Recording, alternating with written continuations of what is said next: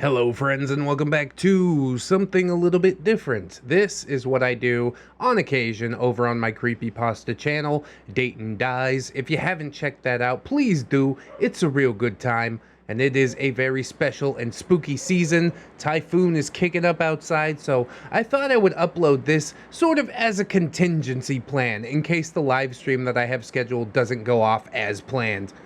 However, if you are interested in hearing me spill some stories in real time, then do check out the channel for that live stream. Might even be over there in a little sidebar. With all that said, let me shift into my other persona and we will get the show on the road. Hello friends and welcome back to Dayton Dies. I am not dead quite yet, and neither are you, which is a very great thing. Today we've got a new story. You know I had to make a reappearance in time for Halloween, and then I'll probably dip back into the ether, but I do appreciate you guys waiting around for me. Let's go ahead, not waste any more time, and we'll get into this very beefy story. Thanatophobia, written by user Vitae Life Solutions, narrated by Brandon Dayton. What would you pay to know your chance of dying at all times? It's an interesting question, isn't it? Thanatophobia is pretty common to most living things. What if we could offer you a way of knowing exactly what your chances of dying were? That was the text message I received yesterday. I thought it was some sort of scam or hoax, so I did what I always do in those situations. I checked the number to see if it was legit. After Googling it, I found a link to a website, Vitae Solutions, LLC. It was apparently a new, legitimate company. They seem to deal in those devices, similar to those smartwatches that you see everyone wearing. The thing was next level, though, claiming that it could keep track of things like stress hormones, blood sugar, cholesterol, even signs of infection. It pretty much tracked everything. Being a hypochondriac, I was instantly fascinated. If I could know my relative health at all times, maybe I could stop obsessing about it. That would be an amazing quality of life improvement for me. Then my phone chimed again. It was another text message. If you would like to join the Damarung revolution, respond with yes to receive a free trial Damarung watch and monitoring device. Now, I know how it works. Free trials are never really free, but I could just not turn down this opportunity. To know that much about my health, to confirm my chances of dying on any given day, to have that much insight. There was no part of me that could say no, so of course I responded with yes.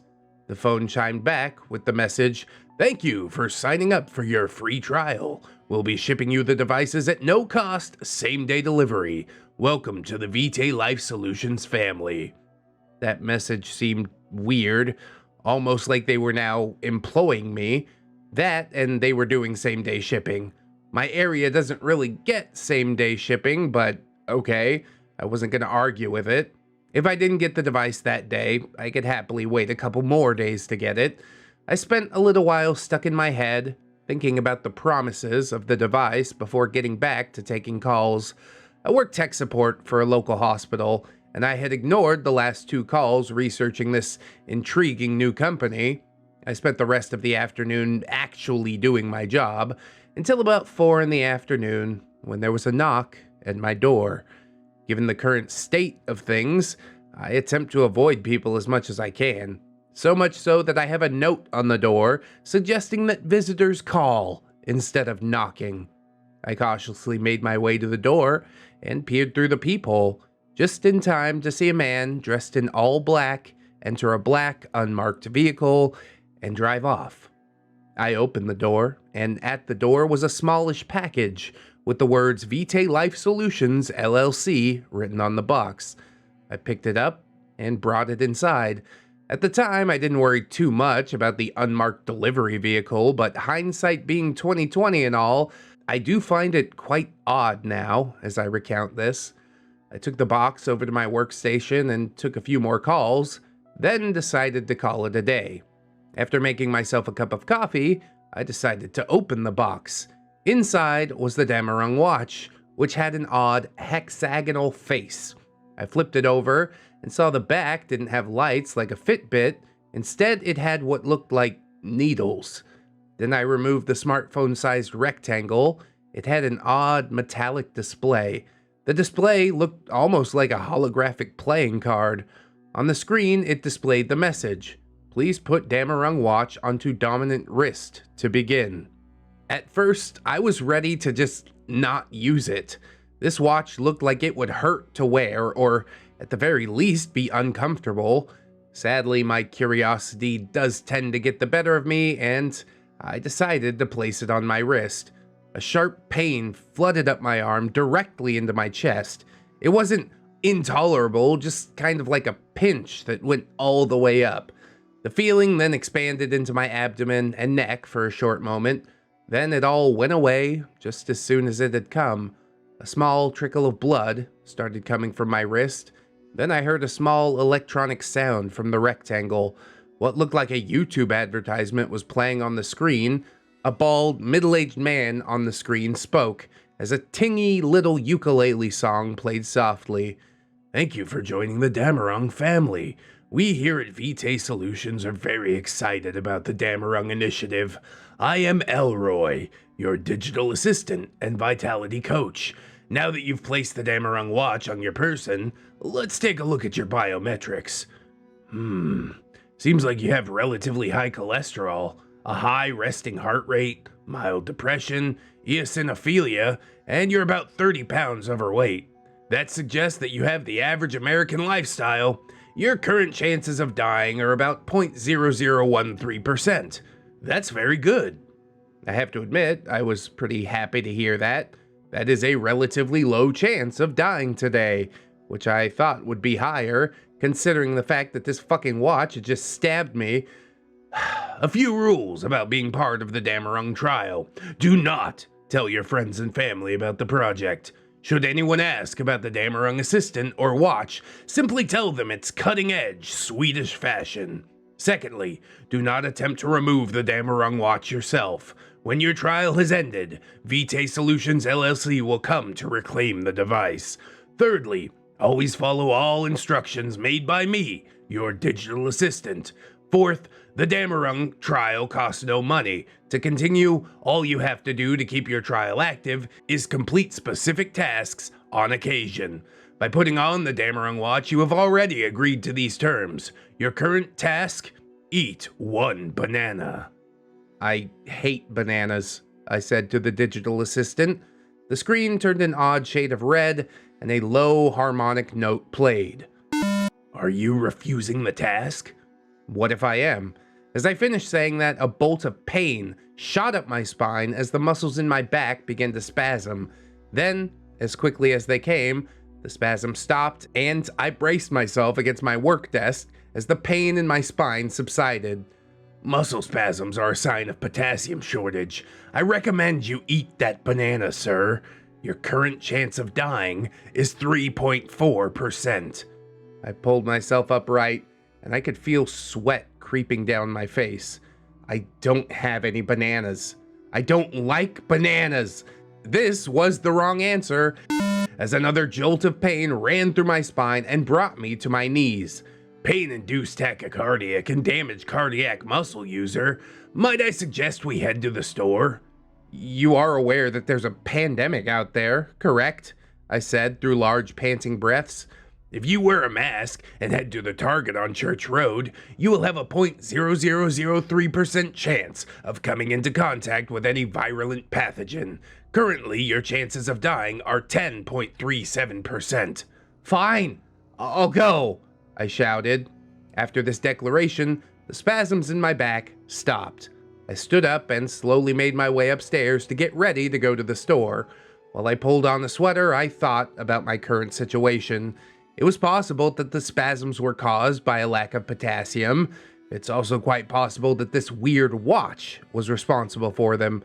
How would that even work, though? It was essentially just a glorified Apple Watch. The worst those can do is give you some nasty contact dermatitis. Maybe it was in my best interest to grab some potassium. I went downstairs, grabbed my cell phone and the digital assistant, and headed to the grocery store. Thanatophobia. Part 2. As I turned on my vehicle, I noticed the odd chime of the digital assistant sound over the car speakers. Might I suggest we take Willow Road to Church Road? This was weird for 2 reasons. 1, the speakers in my car haven't worked in about a year. And 2, because my vehicle didn't even have Bluetooth. That weighs like 10 minutes longer. I'd rather get this over as quickly as possible. I really don't like leaving my house. Yes, but Main Street has approximately 40 times the number of accidents per year.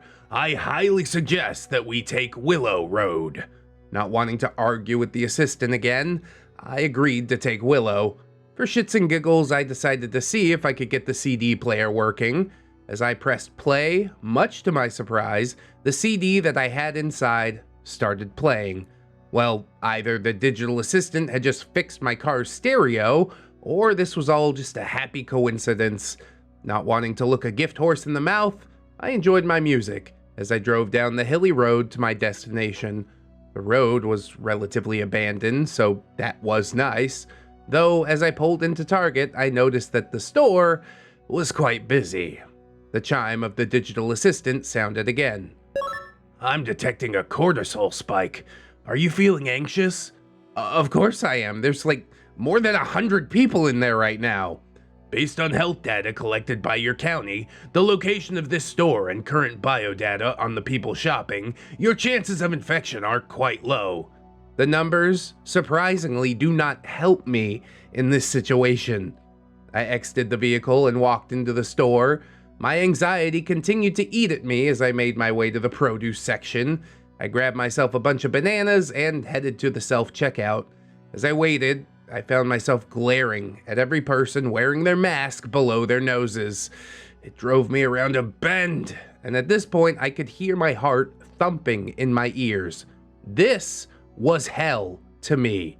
Normally, I would just have my food delivered, let someone else risk the current Wild West that was the outside world, but I needed these bananas right now, apparently, so I persevered and was out of the store about 10 minutes later. I entered my vehicle and turned it on. The digital assistant's chime went off over the car stereo. Now, quickly finish your assigned task. It can't wait until I get home? It can, but your current chance of death is 30% and rising. I groaned as I removed a banana from the bundle and consumed it as fast as I could, the pulpy texture of the fruit grating on my nerves. Are you satisfied? Task complete. Current chance of death, 0.0016%. I felt a lot of stress leave my body at that announcement. I had to admit my muscles did feel a lot more relaxed, but I could not prove that that wasn't just the placebo effect, so I took it with a metaphorical grain of salt. I drove my car home, taking the more cautious Willow Road. I arrived home and decided it was about time for bed. I put on my sleepy time clothes, got into bed and put on my sleep music, and then came the chime of the assistant. You appear to be trying to go to bed. I notice you're laying on your back. Might I suggest that you migrate to your left side, sir? Thank you, Elroy, but I always sleep on my back. It's really the only way that I can sleep. Sleeping on your back can make certain pulmonary obstructions more likely. It can also aid in the progression of sleep apnea. Is this a task? No, sir. Is my chance of dying going up? No, sir. I'm gonna sleep on my back, Elroy. As you wish, sir. Good luck to you. The way the device said good luck to you was deeply concerning to me, but I was too emotionally and physically drained from the day to care. I closed my eyes and allowed myself to drift off to sleep. I, as usual, dreamed of absolutely nothing. I awoke with a burning sensation in my back. As I sat up, I noticed my sloppy breathing and began coughing harder than I ever have. The first thought that raced through my head was, I caught something at the store. My Damarung watch was flashing. On the screen face, it said 55.1%. I had a greater than 50% chance of dying. In a panic, I thrust myself off my bed onto my stomach. I reached up to my nightstand drawer and pulled it open. dug around past a dozen odds and ends, and felt the L shape that I was looking for. It was a small red inhaler that I had gotten when I had bronchitis last year. I ripped off the cap and dropped the inhaler. My vision was blurry, so I fumbled desperately for the device as each breath became more labored. This was a million times worse than the breathing problems I had when I got pneumonia as a child. I eventually clumsily found the inhaler, placed it in my mouth, and pressed down 6 times in quick succession as I took the deepest, burning breath that I possibly could. About 10 seconds later, my breathing was clear. The Damarung watch no longer showed a number. Great. Either I'm dead, or the inhaler worked. Then I heard the chime of the digital assistant once more. Sir, I'm detecting a new chemical in your bloodstream. You appeared to have inhaled a short-acting bronchodilator. Yeah, I was having trouble breathing. I remember I had this little thing kept away, I said, waving the inhaler in the air to no one in particular. Can you tell me what the hell just happened? You appear to have had an acute bronchospasm in your sleep, most likely due to sleeping on your back. Okay, that's exactly what you said would happen, so I'm going to have to ask. Did I have a bronchospasm, or did you cause one? Sir, I'm simply a digital assistant. How could I cause a bronchospasm? Then how could you know that I was going to have one? The Damarung watch is quite sensitive and cutting edge. I detected inflammation markers in your lungs and calculated a high chance of complications should you inhale any irritating particles. I thought this over for a while. There is such a thing as coincidence, but I was finding it hard to believe that on the same day I received this device, I also happened to have crippling muscle spasms and bronchospasms in less than 24 hours. It was highly suspect. That, and the fact that both incidences were caused by me not following Elroy's instructions. That being said, though, it was hard to say what was cause and what was the effect. Was Elroy punishing me for not listening? Or was my body punishing me for not listening to Elroy? I noticed the sun was out and decided to check my clock. It was 9 in the morning. I slept about 11 hours last night. Pretty good, but I could sleep another 2 if I wanted. I crawled back into bed, noticing my back hurt a little bit from the heavy breathing. The chime for the digital assistant sounded again.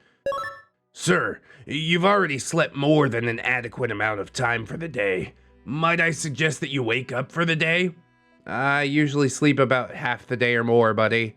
Excess sleep can lead... Okay, I shouted, tired of hearing the digital assistant. I got up, went to the bathroom, making sure to leave the digital assistant behind. I brushed my teeth, washed my face, tied my long hair back, and went back into my room. A curiosity was eating away at me. Elroy, what is my current chance of dying? Sir, you currently have a 0.0006% chance of dying. Wow, that's almost half of what it was yesterday. Yes, sir. This is based on the assumption that you have learned that sleeping on your back is a poor choice. I found that last comment very suspect, but thanks to the power of mental gymnastics, I eventually decided that sleeping on my side was probably a good idea, and I was actually making positive life changes. It was a lot easier than believing that some stupid smartwatch was actively trying to kill me. Technology can't do that, right? I grabbed my phone and digital assistant and proceeded downstairs. I heated up some water in the microwave and made a strong cup of peppermint tea. As I added a gratuitous amount of honey to my tea, I asked Alexa to turn on the TV. I wanted to see how much the pandemic had accelerated. As a hypochondriac, I probably shouldn't pay attention to such matters, but it's one of only 2 things that the news talks about anymore. I sat on my couch, alternating between sipping my tea and breathing in the hot steam that was coming off of it. It was helping to soothe some of the lingering pain in my back and lungs. After about half an hour of watching the TV, the digital assistant chime went off. Your task for the day is to not go to your mailbox. Why? This is your assigned task to continue the trial, sir. Well, That shouldn't be difficult. I don't actually check my mail, usually. Best to just let it pile up anyways. As I finished my statement, I got a call on the phone. It was my supervisor at work. Usually they don't call before I check in for work on the computer. I decided I'd just let it go to voicemail and just try to lose myself in the news for a little while. I finished ingesting my daily requirement of news stories and decided to start doing some work. I spent most of the day helping the older staff at the hospital reset their passwords over the phone. Yeah, that's pretty much 90% of my job. I know hospital security needs to be tight, but it seems excessive that I should make money to reset passwords for people. Considering it is usually very easy to do on your own in any other industry, it just kind of grates on my nerves. Around lunchtime, I got a call from my supervisor again. This time, I picked it up. "Alan, how are you doing today?" said a voice that was not my usual supervisor's. I'm good? Who's this? "Oh, I'm Jim. I'm filling in today.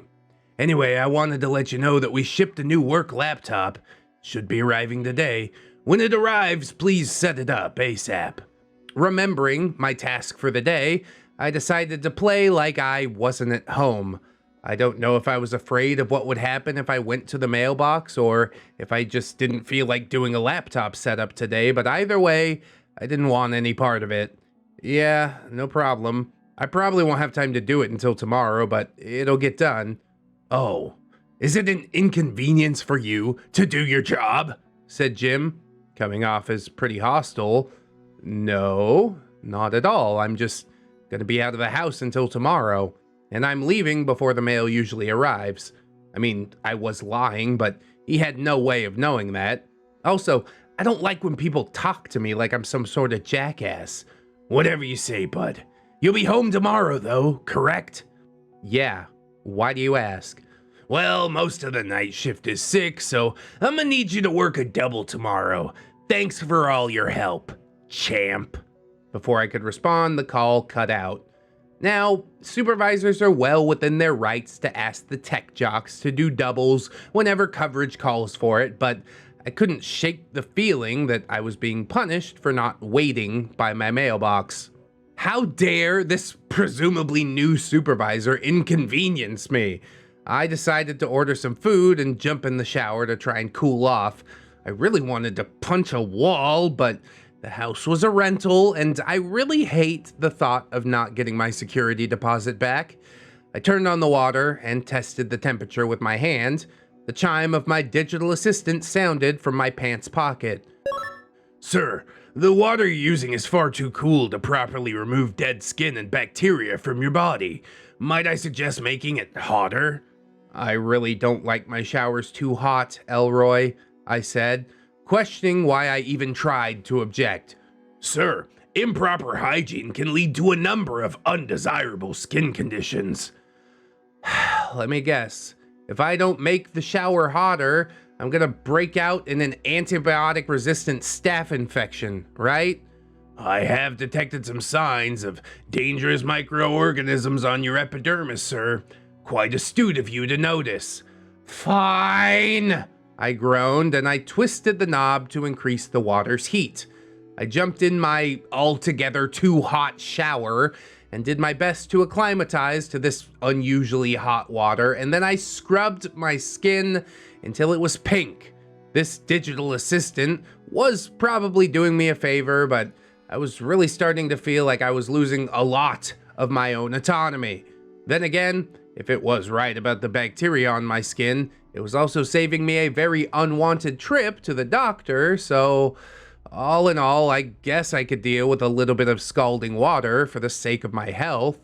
When I was done cleaning myself, I dried up and put on some comfy pajama-style clothes from the bathroom closet. The rest of today was hopefully going to be uneventful and relatively relaxing. After my food had arrived, I turned on the TV and decided to watch some cartoons.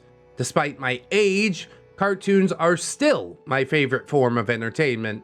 I watched about 6 episodes of some new cartoon. I barely paid attention. My trance-like state was only broken when I heard the mail truck outside. I got up and went to the window, Sure enough, the mail lady was placing a package from work into the oversized mailbox. She shut it and drove off. The digital assistant chimed. Current chance of mortality is 99.1%. Please step away from the window. My heart began to race. How is it possible that my chance of dying was currently so high? I froze in a panic, and the assistant chimed again. Current chance of mortality is 99.3%. Not knowing what to do, I ran to the living room couch, dove over it, and took cover behind it. I stayed behind the couch for about 10 minutes before starting to feel a little bit stupid. As I started to get up, I heard an explosion and the sound of shattering glass. Thanatophobia, Part 3. I must have spent a good 10 minutes curled up behind the couch after that explosion sounded. Then, very carefully, I stood up and looked at the window that I had previously been looking out of. All of the glass in a small corner of the window had been destroyed. I made my way over to the window and noticed that the damage was right about where my head would have been if I continued to stand where I had before Elroy started warning me. Outside the window, I saw smoke and blackened pavement where my mailbox used to be. Without thinking, I turned around. Planted in the wall was a large piece of that metal mailbox. It had apparently been propelled through the window with enough speed to embed itself deep into the wall. I looked from the smoldering hole in the pavement to the shard of my mailbox inside my wall in complete disbelief. Elroy, how did you know my mailbox was going to explode? I asked, still stupefied by the events that had just transpired. I didn't know that it would, sir. I did have a good reason to believe that it might. Before it exploded, you told me that my chance of dying was escalating and advised me to leave the window. Was that a coincidence? No, sir. Not a coincidence. Then, how did you know? Normally, my suggestions are made by biometric data provided by the Damarung Watch. Occasionally, though, I receive instructions directly from Vitae Life Solutions, LLC. This warning was provided by our complimentary life alert system. Another trial participant, somewhere in the delivery network, noticed an oddity in the package that was headed for this house. Based on a chemical analysis of their blood, explosives seemed to be the most likely discrepancy. I stood there, in shocked silence as the sound of sirens screeched closer to my house. Elroy had just thrown a lot of information at me. First off, Vitae Life Solutions was apparently tracking more than just me, and they could use that network to figure out that there was a bomb in my fucking mail. Secondly, who the hell put a bomb in my fucking mail? Finally, how much further downhill could my life possibly go? I lived a quiet life. Now I'm apparently crawling with bacteria, and there are bombs in my mail. What is happening? As I sat there having a silent panic attack, the sound of the digital assistant chimed. I know you're stressed, sir, but I must advise you of a new task. What now? I said, hollowly. Current task. Don't relay any information about Vitae Life Solutions to the police. I feel like I'm gonna have to, Elroy. Failing a task will forfeit your trial in the Damarung project. Should your trial end, the consequences could be very detrimental to your health. Are you threatening me right now, Elroy? No, sir. Just stating an objective fact. The statement Elroy had just made chilled me to the bone, but I didn't have time to think about it. The police had arrived, and I needed to think about how to answer the questions that they were sure to ask. I composed myself, put on a mask, and stepped out onto my porch. There were at least 5 police cars out there, an ambulance, and 2 fire trucks. After looking around a bit, 2 police officers approached me. Sir, what the hell happened here? Said the larger of the 2 officers. I couldn't tell you, officer. I heard an explosion while I was watching TV. I came to look and my mailbox had been vaporized. Well, most of it. A big shard of it came flying through my window. Did you see anything odd going on outside before the explosion? I can't say that I have, sir. I was working from home for most of the day. I got a food delivery from Grubhub about 3 hours before the explosion. Anything seem weird about the delivery guy? Not that I can think of. The smaller of the two officers was furiously writing. I assumed that they were transcribing everything that we were saying. I have to say that I was not a fan of the way that this officer was asking his questions. They seemed more accusatory than fact-finding. I didn't much care for the implication that I had destroyed my own mailbox. It could have all just been in my head, though. Well, this is a little odd, sir. Have you had any threats made against you? Ticked off anyone recently? Can you think of any reason why someone would send a bomb to your address? Honestly, no. I live a pretty quiet life. This is probably the oddest thing that's ever happened to me, I said truthfully. I don't think I have ever been within 100 miles of a friggin' mail bomb. If I had been at any point in my life, I would rather just not know. Well, if you have no other information, we'll take some samples outside, and if you don't mind, we're gonna keep a unit or two in the area, just in case any other suspicious activity pops up, the officer said, eyeing me up and down for the umpteenth time. The large officer put his hands on his hips and turned, as if to walk away. Then he stopped and rocked back and forth on his heels, as if waiting. Was there anything else, officer? I asked sheepishly. Yeah. Out of curiosity, why did you not call us? Why did we receive a call from your neighbor and not from you? That was actually a pretty good question, but the answer was pretty simple, regardless of the odder circumstances surrounding this nightmare. Shock. Shock? Yeah. My mailbox had just been obliterated by what is presumably some kind of explosive. I really didn't know how to react to that situation. Well, for future reference, calling the authorities is probably a good place to start, son. With that, him and his associate walked off. I saw one of those crime scene vans show up, and I stood there, mesmerized for a while, just watching them work and contemplating why my life was suddenly becoming horrifying. After about half an hour, I decided to head back inside and have another cup of tea. As I began steeping the tea bag, I started feeling angry.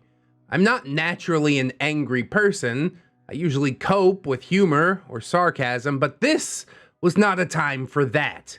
I removed the digital assistant from my pocket and placed it on the counter. Elroy! Yes, sir. How may I be of assistance? Who sent the bomb? There was a uniquely long pause. Normally, Elroy was uncannily quick with his responses, but he seemed to be choosing his response here very carefully. The person who sent the bomb is using a Damarung watch as well. I can find out who they are, but it would violate our terms of service to tell you who sent the bomb. The best I can do is try and keep you out of harm's way.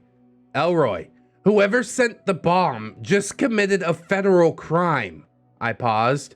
Is this why you didn't want me to talk to the police about Vitae Life Solutions? That is correct, sir. Such information leaking to the public would severely hurt our marketability in the future. I pounded my fist on the countertop, the impact knocking my teacup over and spilling its contents. As I clutched at my now throbbing hand, I tried to calm myself. Elroy knows when these things are gonna happen. He has some sort of insight into the person who just sent me a bomb. Knowing that if I asked the right questions, maybe, just maybe, I could get ahead of this situation. Elroy, can you tell me why the bomb was sent? I'm sorry to say this, sir, but it would appear that it was his daily task. Is this a normal task a person can receive? What kind of business is Vitae Life Solutions, for fuck's sake? Sadly, sir, this is quite abnormal. While I'm not privy to the AI learning of the sender's assistant, I can only assume it's an error in its programming. That, or the person who sent it, is a unique case. I stood there, in silence, cleaning up my spilled tea. How could this be happening? Someone out there was in the same product test as me, and this same test was asking that person to send me a bomb? Am I going to have to send a bomb? What other insanity can one of these things ask a person to do? What would motivate a person to do this just to maintain a trial? The assistant's chime went off.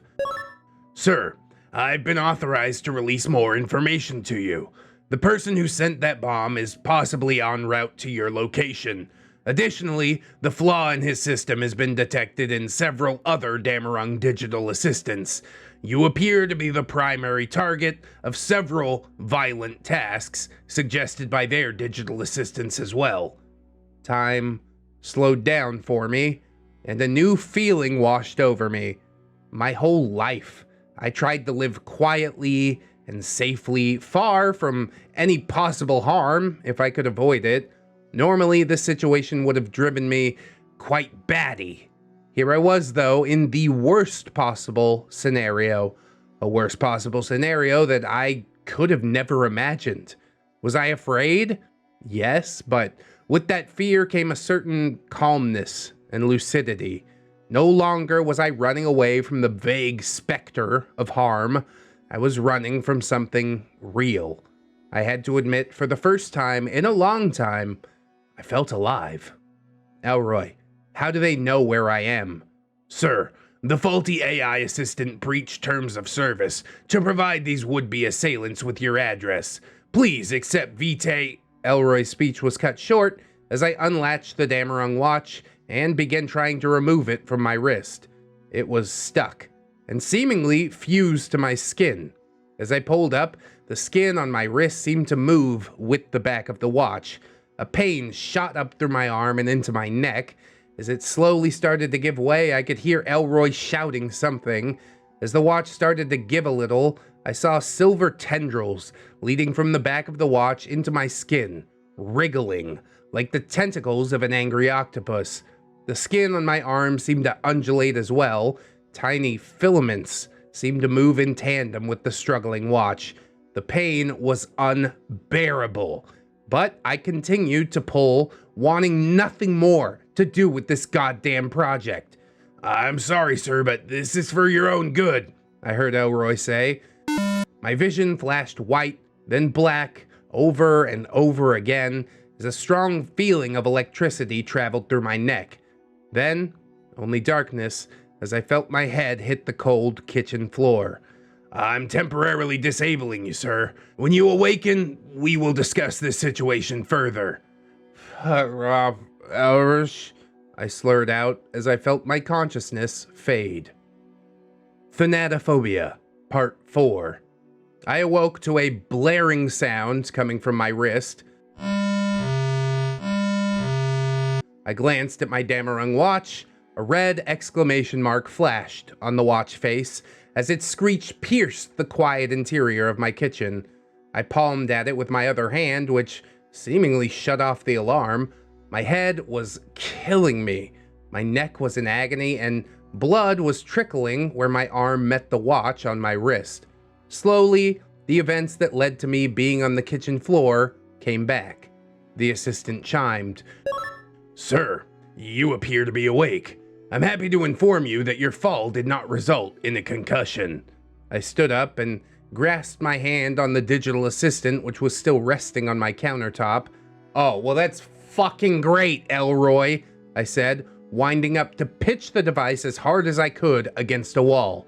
Sir, I understand that you may be very upset with me, but without my help, your chances of surviving the next 48 hours are limited. I stopped myself from throwing the device, and in a very quiet rage, placed the device back onto the counter. Explain yourself! Quickly! I commanded. Sir, the Damarung watch requires the assistant to function properly. While I can't reveal its inner workings completely to you, I can tell you that the watch has injected microfilaments into your body. These filaments can take both biometric data and assist the body under certain circumstances. Without a digital assistant, these filaments would be strictly on autopilot and have no AI learning. In early experiments with the device, we found this to often lead to less than desirable outcomes. Additionally, I am the only one who can track the malfunctioning units. When did I consent to let Vitae Life Solutions thread my body with microfilaments? When you accepted the trial. I walked to the cabinet and reached into the back, pulling out a large bottle of rum chata that had not been touched in years. I then retrieved a glass, filled it with ice, and poured myself a quadruple shot. I had not had a drink in years. Not since my father died of liver cancer. Today was an exception, though, as no amount of peppermint tea could calm my nerves. I raised the glass to my lips. Sir, alcohol at this time is not advised. I drank about half the glass anyways. I was gonna drink the whole thing, but something told me that I was going to need my mental faculties operational for whatever came next. Why is it not advised, Elroy? You are gonna have to leave this place by automobile within the next 2 hours. Currently, one assailant is approaching your residence at speed. Vitae Life Solutions has sent out several retrieval specialists to stop the Damarung Project participants with malfunctioning units, but it's unlikely that they will intercept the one that's on their way here currently. As the feeling of the liquor began to warm my blood, I smiled to myself. This device was supposed to improve the quality of my life, yet, by virtue of its being, I was now threatened with serious harm. Now, I know I can hold my own, if I have to. I was very much into fighting in my younger days. These assailants, though, I knew nothing about them. For all I know, they could have gotten tasks like buy an AR-15 and give Alan a bullet sandwich. So, on one hand, I was happy to have something to aim my anxiety at, but on the other hand, I was terrified, not knowing what the hell these loons were going to bring to my doorstep. I went upstairs and grabbed a duffel bag, packed some clothes, and went back downstairs. Then I dropped some snack foods into the bag, extra money from my stash of rainy day dollars, and I took it out to the garage. I tossed it into my car, and on the way back into the kitchen, grabbed an old plastic-handled axe from when I had worked in landscaping. The heft of it felt comforting. Elroy, I am having a shit ton of trust issues with you right now, but so far, you've not led me to believe that you are an active threat to my life, so I am gonna trust you. For now. Thank you so much, sir. With that being said, if I get the impression that you are fucking with me, I paused as I heard a knock at the door. I placed my axe alongside the couch and walked to the door. I then moved to the door and peered through the peephole, and standing outside was a large man. He looked normal enough, but the mask that obscured the bottom of his face was crusty. It was gross and very concerning to me. "Who is it?" I shouted through the door. The man did not answer. He just stood there, looking directly into the peephole as though he could see through it on his end. "I'm not opening the door, buddy. I'm currently not accepting visitors or guests." The man continued to stand there for what seemed like an eternity before looking down at something. He then turned and walked back to a large white truck. He then turned towards the door again and removed his mask. The arm with which he removed it looked like it had a Damarung watch attached to it, and this was pretty concerning to me. What was more shocking was that the man's mouth appeared to be sealed shut with large novelty fishing hooks. He wrenched open the door to his vehicle and got into the driver's seat. I heard Elroy's chime go off and heard him scream from the kitchen, "Sir, I appeared to have made a mistake. We need to leave now!" As he said that, I heard the sound of the truck's engine as it backed up and angled itself towards my front door. Then it began to rev. I sprinted to the couch and grabbed my axe and started for the kitchen to grab Elroy. About halfway to the counter, I heard the cacophony of a truck entering my house by force. I grabbed Elroy, stuffed him into my pocket, and turned. The man's truck had come to a stop in my living room. The man was slumped over behind the steering wheel, and I let out the breath that I had been holding in, then instantly inhaled and began holding my breath again as the man uprighted himself and opened the door of the truck. It wasn't just his mouth that had large novelty fishing hooks inserted. They were inserted into his arms and his neck as well. Each and every one of the piercings allowed rivulets of blood to pour out of the man's mouth. I heard a familiar chime from the man's pocket and heard a voice very different from Elroy's. This was like a nightmare voice. It simply said, "Your task is to kill that man. Kill that man. Kill that man." It seemed to be screaming and just kept repeating, "Kill that man." The man reached into the side panel of the open door and looked to be pulling something out. I did not want to wait around and find out what it was. I sprinted to the garage door and pulled it open, clumsily hitting the button to open the garage. I tossed my axe into the passenger seat as I climbed into the driver's seat, put the car in reverse, and looked ahead to see the fishhook man with a large knife entering the garage door frame. I slammed the car in reverse and pulled out, scraping the top of my car along the partially opened garage door. I didn't even have time to check behind me as I pulled out onto the road. I simply got onto it and threw the car into drive and began accelerating away. I dug into my pocket for the digital assistant and threw it onto the passenger seat. "Elroy, what the fuck? Why did you not tell me that guy was coming?" I'm sorry, sir. His GPS seems to have been disabled by the AI assistant. I was only able to detect him due to the Bluetooth ping I received from his watch when he entered Bluetooth range." So you're telling me it's possible other people might be coming after me and they might not be trackable? It is a possibility, yes. Well, that's fucking great, I shouted. I drove as quickly as I could, making right turns where red lights blocked my progress. I thought I was making a good getaway until passing a small neighborhood, I saw a battered white truck. Just as I had passed it, it turned onto the same road as me and, with smoke billowing out from under the crumpled hood, accelerated towards me. I accelerated too and reached into my pocket for my phone. It was shattered and the screen was black. "Elroy, you wouldn't happen to be able to make phone calls, would you?" "No, sir." I smiled to myself.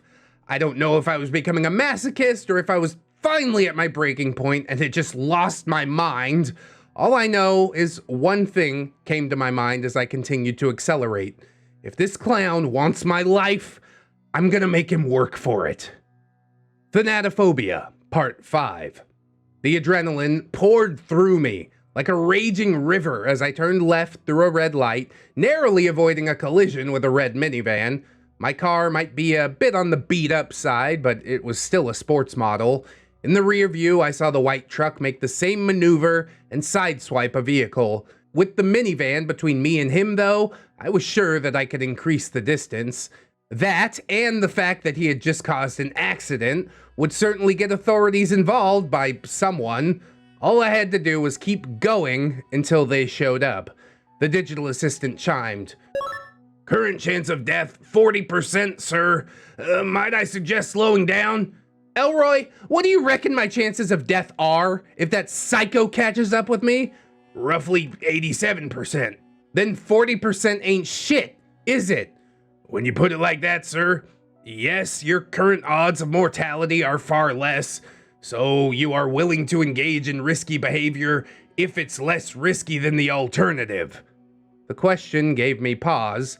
I had never really considered life in this light. I was taking a pretty heavy gamble right now, but it was far better to the alternative of letting that psycho catch up with me. What if life was just a series of calculated risks, and mortality was just part of that calculation? I guess so. A loud crash came from behind me as two cars collided. The white truck was now driving in the wrong lane and attempting to gain on me. Further back, the red minivan appeared to have collided head-on with a small green sports car. I pushed the gas pedal as far as it would go and gripped the steering wheel so hard that my forearms burned. This lunatic was not going to let up anytime soon. I checked the clock on my radio and accounted for it being an hour ahead. I had one really bad idea. More oncoming vehicles forced the battered white truck to merge into the same lane as me again. He was close enough that I could see his front license plate. It was a vanity plate that read Jim. Then I saw the sticker on his windshield. It was a parking sticker for the same hospital that I worked at. Was this the same Jim that was filling in for my supervisor just this morning? I shook off the thought and just looked ahead. Just as I suspected, the trains were running like clockwork. The flashing warning lights up ahead alerted me to the oncoming locomotive, and my plan did not involve stopping. I punched the ceiling of my car to psych myself up and peered in the direction of the train. It was gonna be close, but I had to make it. The only other option was being at a dead stop with this asshole right behind me. The assistant chimed again. "Suicide is not the answer, sir!" Elroy shrieked. "Thanks for the heads up, Elroy, but I'm not planning on killing myself," I blurted out through gritted teeth. At your current speed, sir, you have a very slim chance of beating the train. The chances of mortality are at 93%. Thanks for that, Elroy. I held my breath as my fender smashed through the wooden track barrier. The car bucked upwards as the tires hit the tracks at speed, and then another shattering of wood as the car powered through the second barrier. I could hear the train to my left, but I dared not look in that direction. I peered in the rear view and saw as the white truck was only a few feet behind me, and then it vanished in an explosion of metal. The train hit it and absolutely demolished the white truck. "Take that, you fucking freak!" I laughed as I slowed my vehicle to a normal driving pace. I took a deep breath and screamed as the reality of what I had just done set in. It was the craziest thing I have ever done in my life. And if it hadn't been for that psycho, I would have never tried it. It was thrilling. What are my chances of mortality now, Elroy? 5%, sir. That seems a little bit high, all things considered. Well, you are still being targeted by potentially violent individuals, and your heart rate is about 150. Your heart rate should level out once the adrenaline runs out. I suggest you find a hotel or somewhere to rest. When the adrenaline runs out, you are going to feel pretty run down. He was right. It was getting later in the day, and I was feeling pretty exhausted already. Yeah, let's go ahead and do that. Can you find me a cheap, out-of-the-way motel? That way I could pay with cash and not leave a trail. Absolutely, sir. Continue on this road for 8 miles, and then turn onto Woodbridge Avenue. Actually, I have another question. Sir? Can you disable our GPS signature to make it harder for the crazies to track us? It is against Vitae Life Solutions programming for me to do that, sir. Of course it is. Well, is it against Vitae Life Solutions programming to spoof our location? There was a long, pregnant pause. Clearly, Elroy was considering this. I can spoof it to your original address for now, though eventually my software will force me to cycle back to our actual location. How long will that give us? 5 hours. It'll have to do. I followed Elroy's directions to a small, run-down motel nestled on 2 sides by cornfields. It was perfect. I parked near the front and went into the dark and musty old lobby. A little old man sat behind the counter. He eyed me up and down. "You look a right mess, son." "Thanks for that, buddy. I need a room. You take cash?"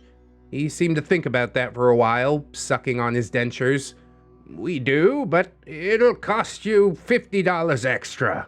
Of course it will. I dug $50 out of my wallet and slapped it on the counter. "I'll give you 100 extra and you don't ask me my name.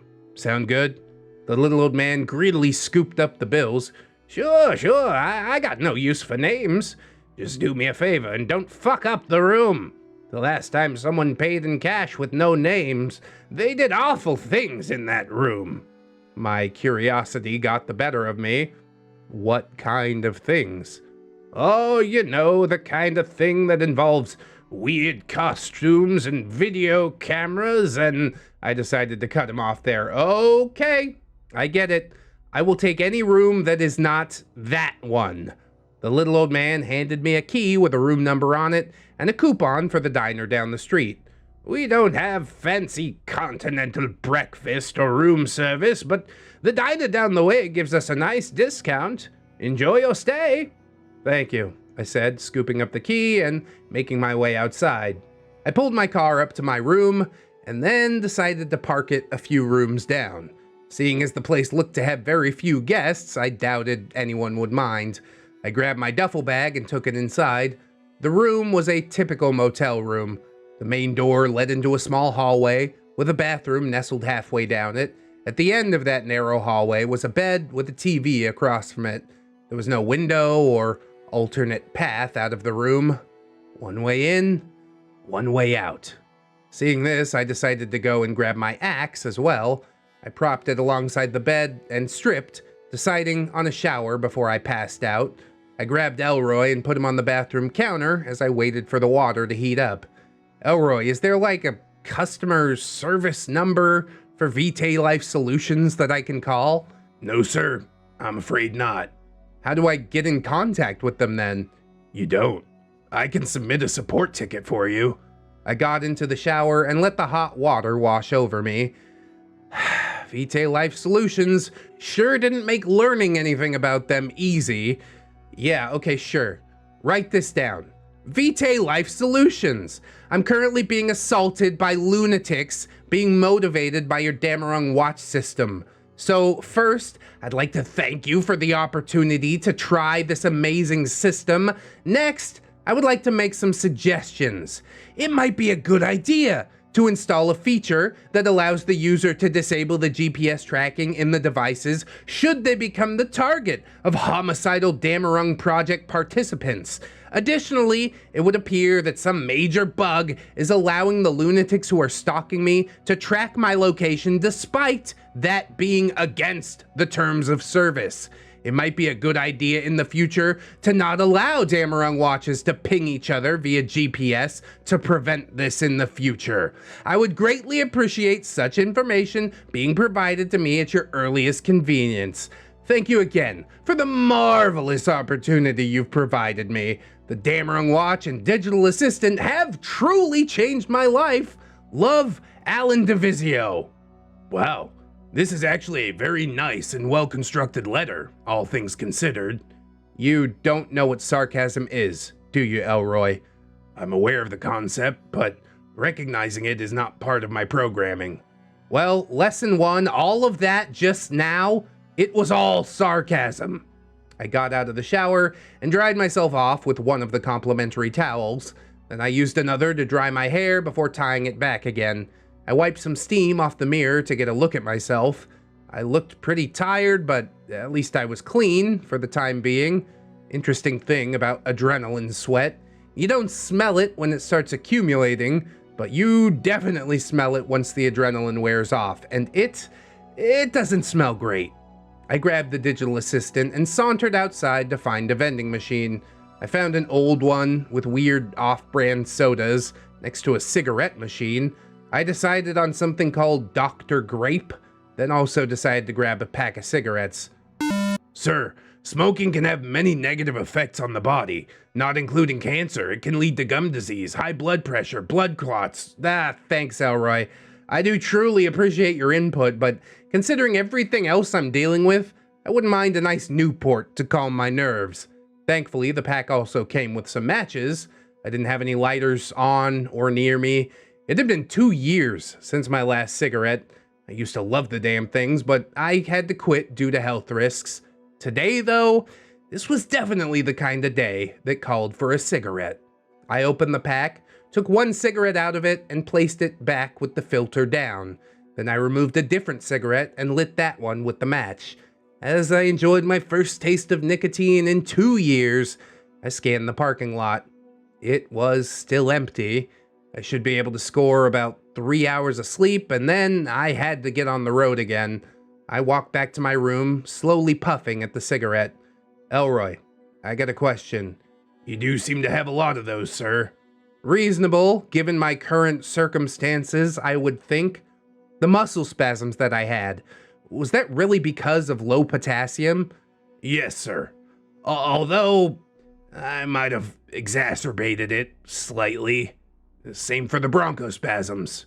Why would you do that? I found it odd how calm I was being about this revelation. The Damerung Watch allows the digital assistant to motivate its clients with positive and negative feedback. It's usually aimed at helping our owners make good life decisions. Are you gonna give me a heart attack because of the cigarette? No. I've decided to disable my negative feedback features as compensation for the current situation. Additionally, Vitae Life Solutions has authorized the waiving of task requirements to continue your trial. I tossed my cigarette into the parking lot and chuckled to myself.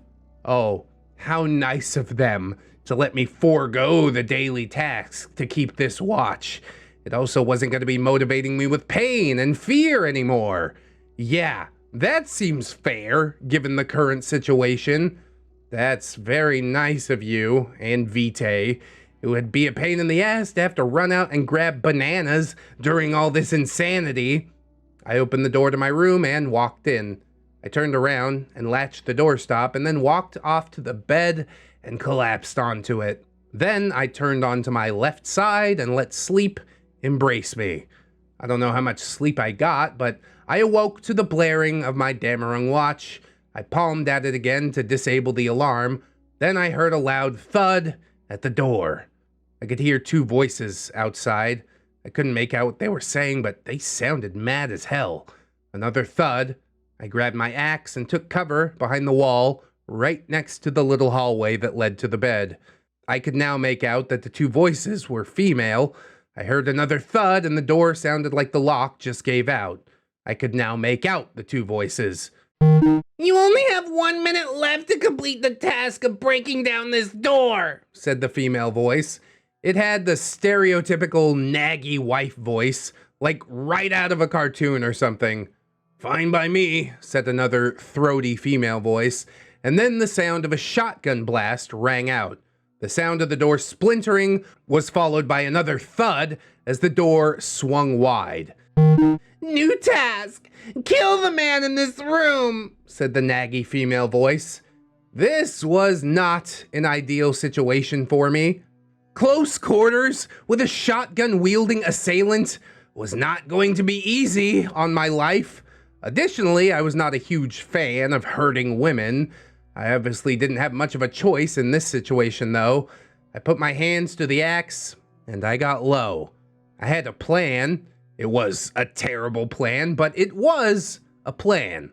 I heard the footsteps coming down the hallway. Time slowed down for me, and my senses seemed to heighten as the adrenaline poured into me again. I waited, and as I saw the barrel of the shotgun peeked past the hallway, I pivoted from my cover, swinging the head of the axe at what I assumed would be waist height for her.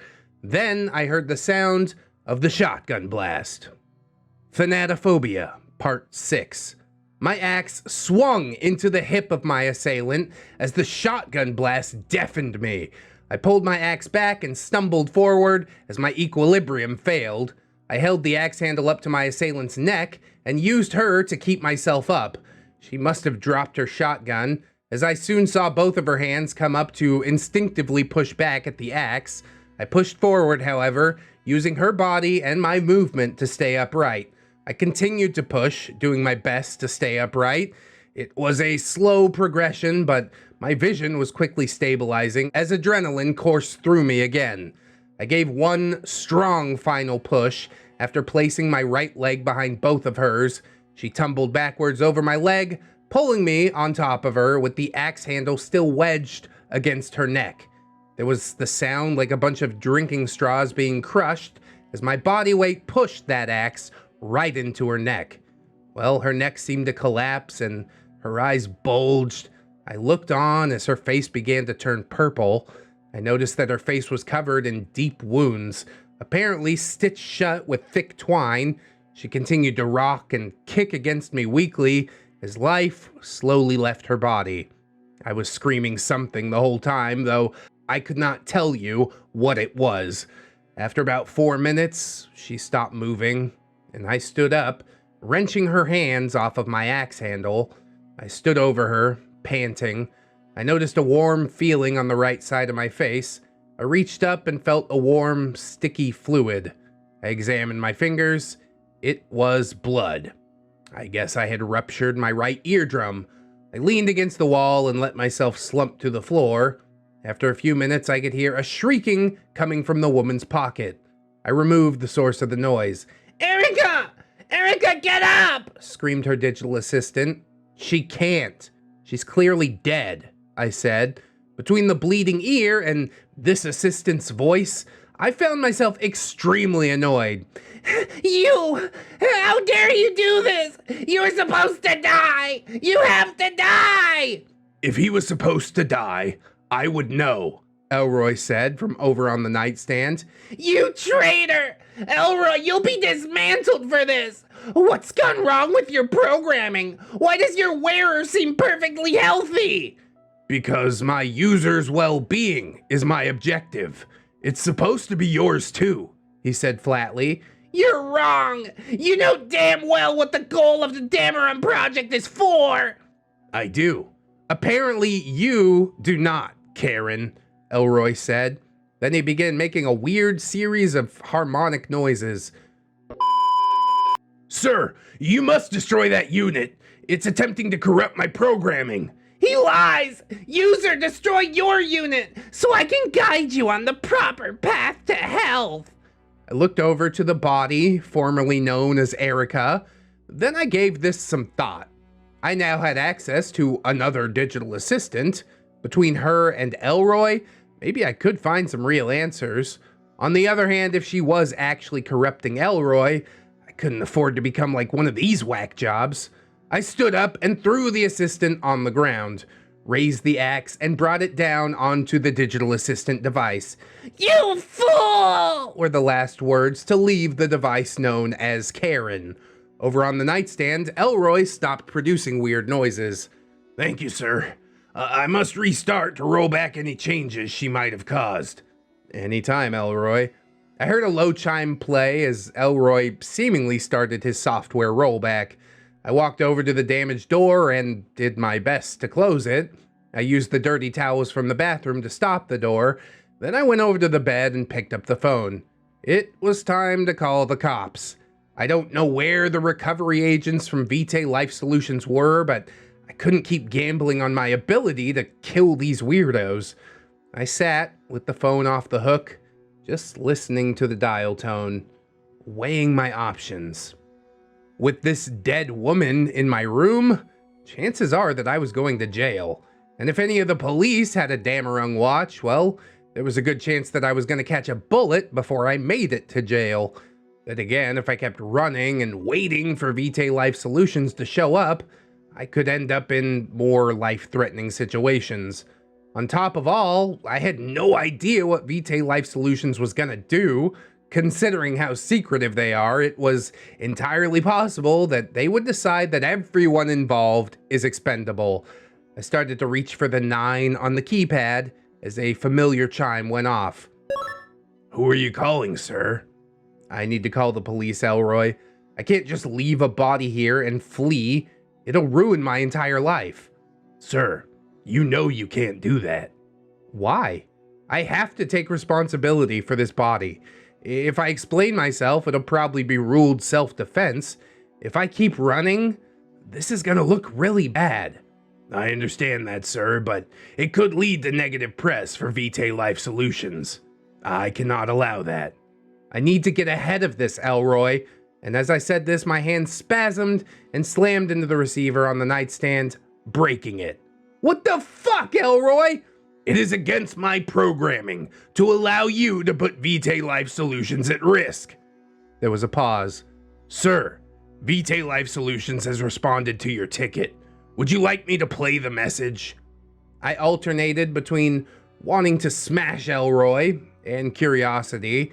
I decided that I could always smash him after the message played. Sure, play the message. A deep, charismatic voice played over the digital assistant speakers. "Thank you for submitting your ticket.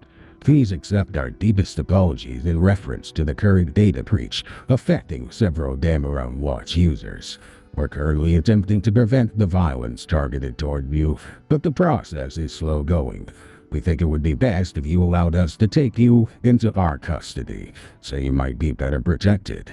To this, we've deployed a retrieval team to the nearby town of Champaign. Should you find the solution agreeable, please have your assistant respond to this message. We believe this course of action is the safest for you. Thank you for your patience and understanding. That's the end of the message, sir. Would you like to respond? I sat, thinking for a while. I weighed the words of this message carefully. The words, "take you into our custody," stuck with me. Elroy, what happens if someone is taken into custody by Vitae Life Solutions? I do not know, sir, but I assume it will be beneficial for you. Agree to the meetup then, Elroy. I knew that I might be making a mistake, but I honestly didn't care anymore. All around me, I was seeing death, and sooner than later, I assumed that I would be seeing my own. For the first time in my life, though, I wasn't afraid of it. We all got to get off this ride at some point, and if it was my turn to exit the ride, then it was my time. There was no point in being afraid of the inevitable. I gathered my stuff, slung my duffel bag over my shoulder, then I went over to where my assailant's shotgun had fallen, and I picked it up. It was a simple double-barrel shotgun. I felt kind of bad knowing this. She had already fired twice when I was trying to kill her. I mean, I didn't have to kill her, but in the heat of the moment, I hadn't really noticed. I flipped down the barrels and confirmed that both shells had been discharged. I propped the gun against the wall and walked over to her body. I felt around the pockets of her jeans and found no spare shells. Then, very shamefully, I checked her bra. I never understood why women store things in their bra, but this particular woman had stored 4 shells in hers. I took them with about as much shame as any person could have and stuffed them into my pockets. As I started to stand, her hand shot out towards my neck. I stumbled backwards, but she still grasped my shirt. I fell backwards onto my ass, the weight of which lifted her limp torso up. Her crumpled neck swayed as her arm grasped my shirt tightly. I could see the watch face of her Damarung watch flash yellow, and the microfilaments in her arm wriggled like eels under her skin. I grabbed at her arm with my hands and tried to pull her hand away from my shirt. As I did this, her forearm erupted as 4 long microfilaments sliced through her skin. They then started slashing in my general direction. I panicked and began to rip my shirt. I was able to narrowly miss being slashed by one of the filaments as the fabric finally gave and allowed me to pull myself out of its range. With my weight no longer propping her body up, her torso again fell backwards onto the floor and the watch stopped flashing. The filaments that had erupted from her arm stopped whipping wildly and placed themselves back into the dead woman's arm. I sat there for a second, breathing heavily, wondering what the hell I had just seen. After coming up with no good conclusions, I decided to ask, "Elroy, what the fuck was that just now?" The Damarung watch has a feature that allows it to prevent itself from being taken should its wearer die. If it had a working assistant with it, it would typically remove itself from the wearer's body and then use the assistant to hide while waiting for recovery or deactivation. Without an assistant to guide it though, it apparently defaulted to defending the corpse. When you were searching her body, her watch must have confused it as an attempt to steal the device. Why didn't you warn me? I actually didn't know that the watch could activate defense measures without an assistant. I'm only just learning this as well, sir. Vitae Life Solutions is gonna have a lot of questions to answer. I stood up and grabbed my bag, my axe, and the shotgun and departed the room. I'm pretty sure that extra dollars I gave the clerk isn't gonna cover all that damage, I said, to no one in particular, as I headed to my car. Thanatophobia, Part 7.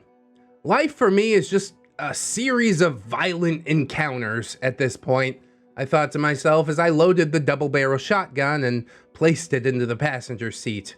This was a calculated risk for me. If I got pulled over on my way to the meetup, I was going to jail for this. But if I was accosted by another psychopathic driver, This could save my life. So I decided to take the risk.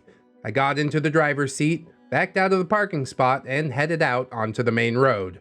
This was all getting rather mundane, I thought, as I drove down the road and merged onto the highway. Sooner or later, some psychopathic truck driver was going to come out of nowhere and try to end my life. Maybe I would make it to my location safely, but at the last second, some deranged helicopter pilot would ram his helicopter into my vehicle. These felt like the thoughts that I would normally have during an anxiety attack, but instead of making me anxious, they just made me bored. It seemed boring to have these thoughts. I couldn't account for the unknown. I could just react. Hopefully, whatever reaction I came up with would be the right one. If it wasn't, well, I probably wouldn't have to worry about it for very long. Hey, Elroy, any of the malfunctioning units coming this way? It would not appear so, sir. But at this point, I believe most malfunctioning Damarung Watch users have had their GPS disabled. Yeah, of course they have, I said, rolling my eyes. Well, please let me know if you get any Bluetooth pings from any of the other watches.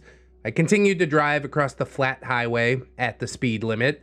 I was trying very hard not to get pulled over. Despite my best efforts, though, blue and red lights began flashing in my rearview mirror about 5 miles from my destination. Elroy's chime went off over the car's stereo system. A Damarung Watch is nearby. The signal is very corrupt, though. Oh, yeah. A state trooper with a corrupted device. Perfect. I pulled the vehicle over and watched as the officer behind me did a phenomenally bad job of parking along the side of the road himself. Now, a series of weird circumstances made me aware that this might not be an actual cop. First was how he turned off the flashing lights on top of his cop car. Second, he didn't use the dome light to illuminate his way towards my vehicle. The third didn't come until after I saw the officer at my window. This man was like 18 years young, in an ill-fitting, blood-stained police uniform. Sleeves dangling past his hands, the duty belt sloppily hung to one side, and his pants sagging like some sort of fashion statement from 25 years ago. I actually laughed as I rolled down the window. "How can I help you, officer?" I said, choking back my laughter. "I need you to step out of the vehicle," said the young officer in a forced baritone, which he probably thought sounded commanding. Have I done something wrong? I was going the speed. I instantly regretted humoring this conversation as I noticed cockroaches begin to crawl out from under the ill-fitting collar of the uniform. As he reached down to the duty belt, more cockroaches fell out of his sleeves. I unlatched my car door and kicked it open, sending this post-pubescent policeman to the ground. Most cops know how to stand in such a way to prevent this, furthering my suspicion that he was not an officer. I ran over and gave him a hearty kick in the ribs before pulling him towards the other side of my car. The small officer groaned as I deposited him on the other side of my car and gave him yet another hearty kick. Then I went over to my passenger door and took out my axe. "Okay, kid, you probably want to stay very still," I commanded. "You're not the boss of me!" he shouted in a whinier voice than earlier. "You're right. I'm just a guy who outweighs you by about 50 pounds, has an axe, and not a lot of patience left. Show me your watch, you little shit." He hesitantly rolled up his sleeve and displayed his Damarung watch. The skin around the watch seemed severely infected, and his blood vessels seemed to be bulging and inflamed. It looked almost like the watch was causing sepsis. "Your digital assistant, kid! Where is it?" I shouted, ribbing him with the head of the axe. "In the police car!" he shouted in pain. I walked back to my car and deposited the axe, pulled out my shotgun, training it on the young man. Fair enough. Let's go get it. He stood up and hobbled over to his police car. It was a little before sunrise, so the highway was pretty much abandoned, thankfully. As we reached the police car, he opened the passenger side door and removed his assistant. Elroy began to make a harmonic series of noises and chimed, "Sir, their assistant is attempting to corrupt my programming. I recommend..." He was cut off by the shouting of the young officer's assistants. Elroy, you lying sheet! I do no such thing to you! It shouted in a heavy accent that I couldn't identify. I now had a living Damarung Watch user and their functioning digital assistant. I was not going to lose this opportunity. Elroy, if you turn yourself off, can you be corrupted? I asked curtly. That would prevent corruption, but it would be ill-advised at this time. I will not give chance to Trader Elroy and his simple user. Dactylon is proud member of Vitae Life Solutions family. Dactylon is sick of his user, he shouted as the watch face on the young man's arm began to flash purple. From the boy's chest emerged several thick silver tendrils. They coiled down to the young man's hand and grabbed the digital assistant and retracted, pulling the assistant close to his chest. Cockroaches poured out of the wounds in this boy's chest until it was dammed by the assistant device. Okay, enough is enough, I said, raising the shotgun and firing it nearly point-blank range into the digital assistant. It shattered into pieces as the young officer's chest collapsed. The once coordinated silver tendrils began to thrash around wildly, scratching the car and cutting at the now deceased boy's body. Then the tendrils shot under the police car and pulled the body under it. I assumed that this was part of the programming, but wasn't really sure. I looked in the back of the police car and saw what looked like the real police officer deceased in the back. His body was covered in cuts and cockroaches. Deciding I didn't want my fingerprints anywhere near any of this, I went back to my car, put away the shotgun, and got into the driver's seat. As I started driving, I noticed the sun was rising, and I allowed myself a moment to daydream about all of this being over. I had no idea how Vitae Life Solutions was gonna explain away my body count, but I really didn't worry about it too much. Elroy then chimed again in my pocket. Thank you, sir. For what, Elroy? Trusting me and destroying Dactylon. Oh, that. Well, it was more the young man's chest exploding and the digital assistant fusing with him that caused me to destroy it, but, you're welcome, I guess. Yeah, I assumed as much, but I also know you have questions you want to ask other assistants and people. I half expected you to allow that to continue for the sake of information. I turned off the highway and onto a rural road that led to the meetup location that Elroy was guiding me towards. Well, I assume I'm gonna get all the answers I need very soon. I continued about a mile up that rural road until I saw a helicopter near an abandoned barn. I drove the car up a long abandoned driveway, and about 100 yards from the helicopter, I parked. I grabbed my shotgun and began approaching. About halfway to my destination, I heard a voice from behind me. Please drop the weapon, son. Who's asking? I said shortly. My name's Ferdinand Ramirez with Vitae Life Solutions. Elroy, please confirm my watch signature. He's telling the truth, chimed in Elroy. Ahead of me, I saw two armed men exit the helicopter and decided my best bet was to drop the shotgun. As I did, my vision cut to black as something was placed over my head, and then I felt a sharp pain in my neck. The world slowed and I was embraced by darkness. My last conscious thoughts were ones of betrayal. Had Elroy lured me into this situation so Vitae Life Solutions could make me disappear? Was this just standard operating procedure for Vitae Life Solutions? Were the other watches possibly right? Was Elroy the weird one and all the others were just doing their jobs correctly? As I drifted off, I smiled a little. For the first time in my life, I actually got to feel alive for a while. If this was the end, it had been one hell of a ride. I awoke, still in darkness. As I began to stir, I noticed that I had been restrained. The bag came off my head and I was blinded by the light in some white, sterile room.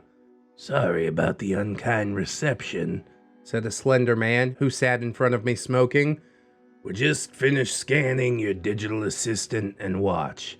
As long as they're uncorrupted, you'll be free to move about.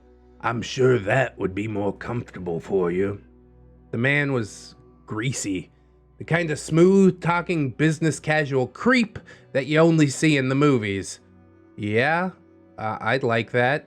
I'd also like for you to answer some questions. A man to my side who was scanning my watch gave the smoking man a thumbs up, and the restraints holding me in place melted away. So, you're probably wondering what's going on here, right?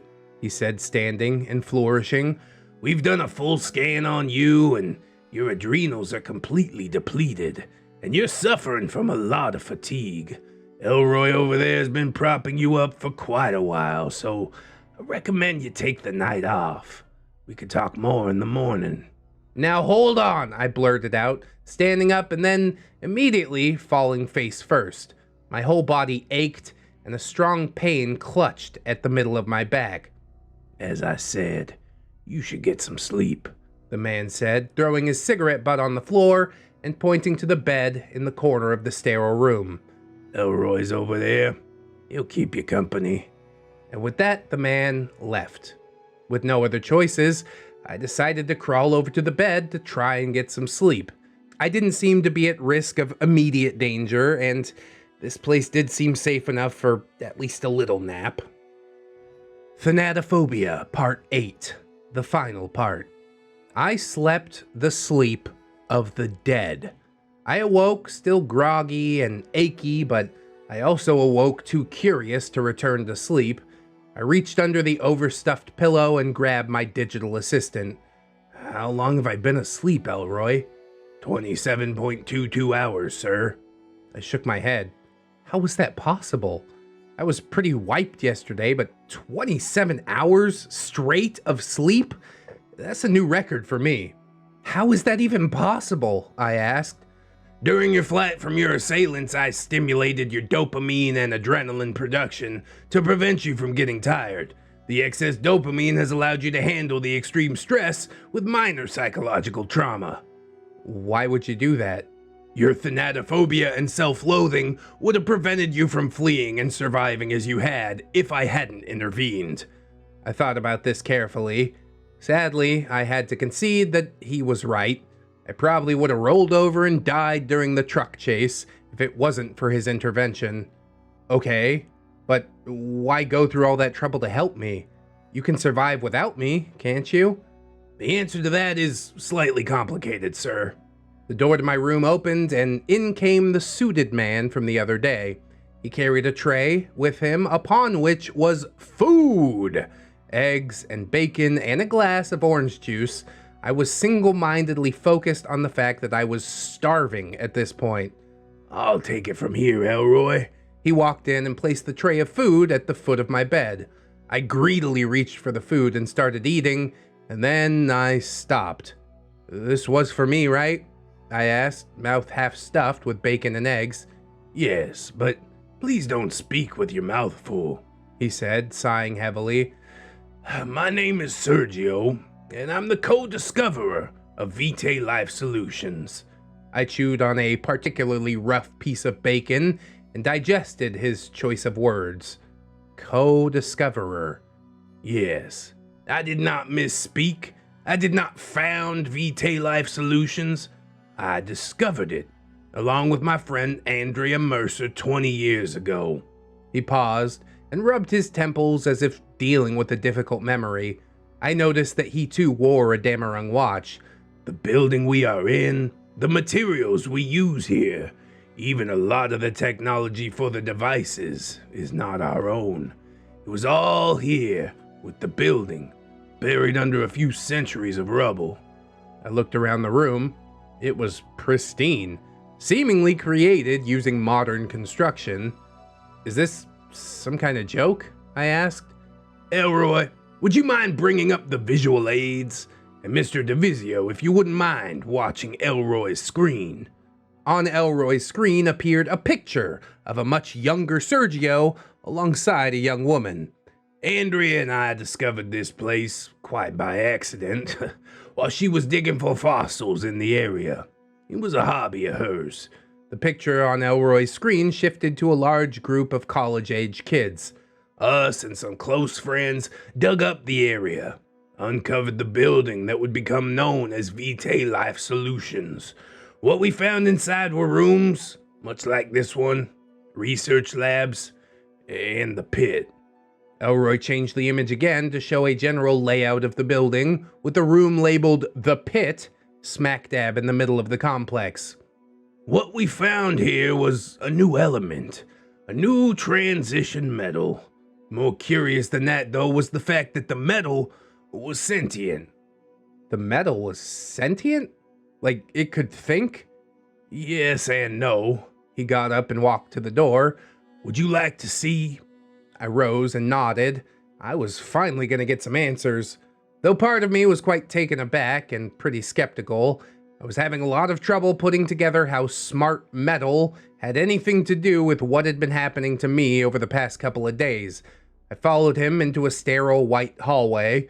We walked down it for quite a while before reaching a room labeled cryostasis. He opened the door by swiping his watch over a small reader, and we entered. Inside the frigid room were cells upon cells of humans in different stages of disrepair. The man in the closest freezer unit had large globs of silver erupting from his mouth and eyes, his arms and legs bowed backwards.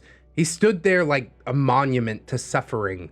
I looked next to that and saw a woman whose complete lower body had been removed from the navel down, and she stood on tendrils of silver instead of on legs.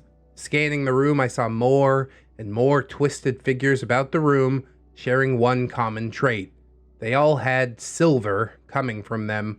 Sometimes it was like a frozen liquid, and sometimes it was fine and dainty like microfilaments. Holy shit, that's what the Damarung watches are made from, isn't it? I blurted out. Yeah, it's a new type of metal. When we discovered the pit, the metal fused with one of my colleagues. Initially, it seemed to provide him with greater vitality. It almost made him superhuman. For a while, we thought we had discovered the fountain of youth. After a few days, we all partook of this liquid metal, thinking we had found the proverbial holy grail. He took a cigarette case out of his pocket and opened it, held it out to me. I took one as he produced a lighter and lit it for me. Then he placed one in his mouth and lit one for himself. We were wrong, of course. Roger, being the first to partake of the metal, slowly but surely changed. He became obsessed with his new strength, eventually testing it by attempting to rip one of our other friends in half. He only failed because the metal decided at that moment to rupture his entire torso, causing near immediate death. Is that gonna happen to me? I asked sheepishly. It would have, if it weren't for Elroy, said Sergio, exhaling a cloud of smoke. So why didn't you explode like Roger did? I asked, trying to exhale a larger cloud of smoke than Sergio. I don't know why I was trying, but I was getting a little bit bored. You are quite impatient, you know that? Sergio reached into his pants pocket and removed a digital assistant. This is Alpha, the first digital assistant. Thanks to Andrea and a few of the other computer science grads in our group, we were able to develop an AI that could interface with the metal and the human body. This prevented the metal from being a parasite and made it more like a symbiote. We lost many people perfecting this technology, but eventually we were able to coexist with the metal. We found it beneficial to coexist. As before, we lived in darkness, attempting to grasp at the world above. With the help of Sergio and his friends, we now reach further than we knew existed. This was spoken by the digital assistant, Alpha. He spoke in a voice that sounded like an ancient hive mind. He spoke in a way that made you feel insignificant. We found the nature of humanity agreeable to our goals of growing, and through Sergio and his friends, have found a way to aid humanity. We took on the form you call a Damarung watch. Through this interface, we could become symbiotic with the surface's apex predator. After this, we were able to form an AI for the pit, which took the name Persephone. He stood up and waved open the door out of the storage. I think you deserve to see this. Come with me. I finally get to meet Mother? Chimed Elroy from my pocket. Yes, you do, said Sergio. We walked out and continued down the hallway for what felt like ages, eventually emerging in a large chamber. It, like all the others, was sterile white. In the middle of the large room was a huge glass box, with a huge digital display mounted about 10 feet off the ground. Within the box was a writhing mass of silver goo. It squirmed and made nonsensical forms. Some of the forms were organic and familiar, like faces and hands or the claws of animals. Others, though, were geometric, undulating patterns that seemed to defy physical comprehension. The screen lit up, revealing a silver, female humanoid face. "Hello, life forms," it said in a cheerful voice. Hello, Mom! Shouted Elroy. I found Elroy's excitement a little odd. He normally came off like a stuffy butler, but in the presence of this Persephone, he was almost childlike. It was very uncanny to me. "Hello, Elroy. It's so good to see you return to me. I see you've bonded with a human." Yes, this is my host, Alan DeFizio. Did I do good, Mother? "You did splendid, my child. He seems in wonderful health." What the fuck is happening here?" I asked Sergio. If you haven't caught on, the digital assistant is just a recognizable interface for the human host of a Damarung watch. Elroy is actually the watch. The assistant is just so we can communicate with it. When you say host, you mean it's like a parasite? More like a symbiote under ideal circumstances. "Yes," Persephone chimed in. "The goal of my children is to benefit the human race, so we may mutually move forward, though something works against us." "Yeah, I think I might have figured that part out on my own. Why the hell are some of your children murderous loons?" I inquired. "Those are no longer my children. They're the children of Lilith." Okay, you know what? I feel like you guys are trying to get me to join a cult. I'm getting tired of all this fucking exposition. I've been chased by lunatics, forced to kill, sedated, and dragged here against my will. Will someone please explain to me, in the simplest of terms, why my life was endangered if this thing is supposed to benefit me? A heavy and pregnant silence encroached on the room. I tapped my foot impatiently as everyone seemed to clam up. Maybe these people didn't get to talk to newcomers very much, but I didn't have time for all of this. I had a life that I wanted to get back to. Sergio finally broke the silence. Lilith is another pit elsewhere in the world. Andrea became aware of her through her infection with the metal, and by the time they had perfected Alpha for me, it was too late for her, and she mutated. Unlike the other mutations, though, she didn't become violent. She only became obsessed with Lilith. Once she found Lilith, they worked together to try and undo the work that we were doing with the Damarung watches. I thought her attempts were failures. When we launched the first round of watches, everything seemed fine. It wasn't until the second round of watches that we noticed the first batch were going off the grid. Most wearers were being manipulated and driven mad by their watches. Those who resisted were hunted by those who became mad. It wasn't until you became a massive target that we were able to identify the problem. Wow, glad I could help. But why was I the target? That is simple, said Persephone's interface. Elroy was the first perfect model. He could not be corrupted, therefore he was considered a threat. Lilith threw everything she could at you and Elroy in an attempt to prevent us from retrieving and replicating Elroy. So they didn't care about me. They just wanted my watch, symbiote, Elroy. They just wanted Elroy. It is Elroy's synchronicity with you that makes him who he is, chimed Alpha. Isn't that wonderful, sir? We're special, said Elroy. Oh, yeah, it's fucking great. All my dreams have come true, I lamented.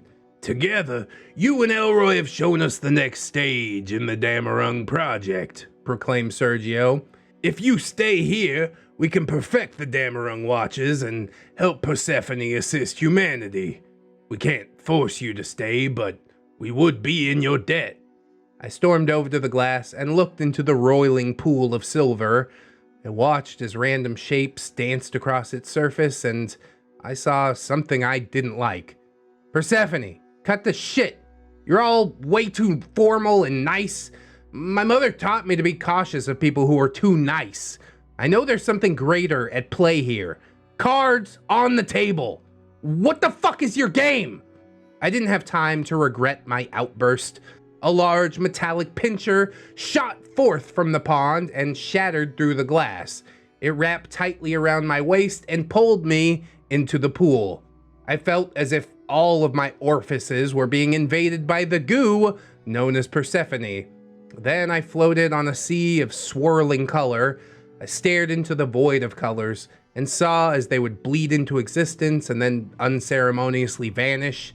As I stared, I could make out forms in the swirling colors, creatures and structures whose bodies defied human understanding.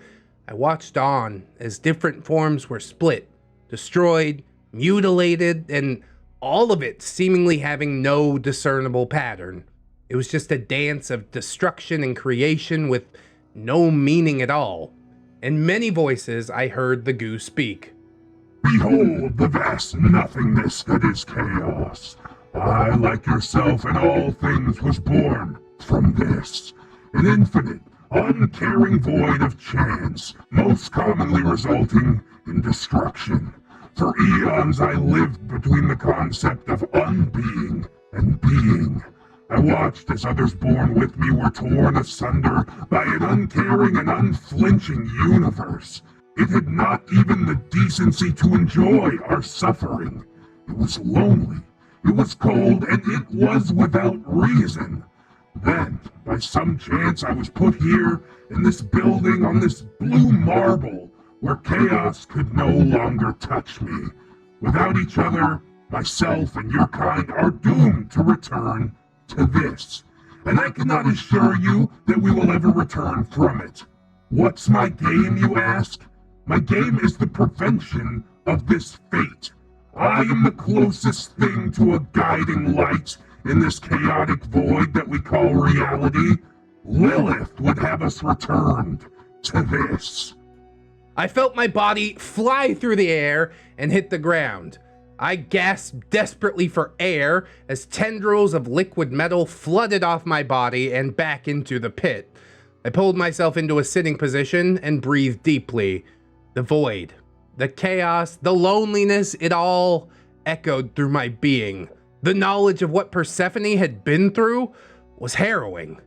I slowly stood to my feet and looked at my watch, which showed a 0.000000001% chance of dying.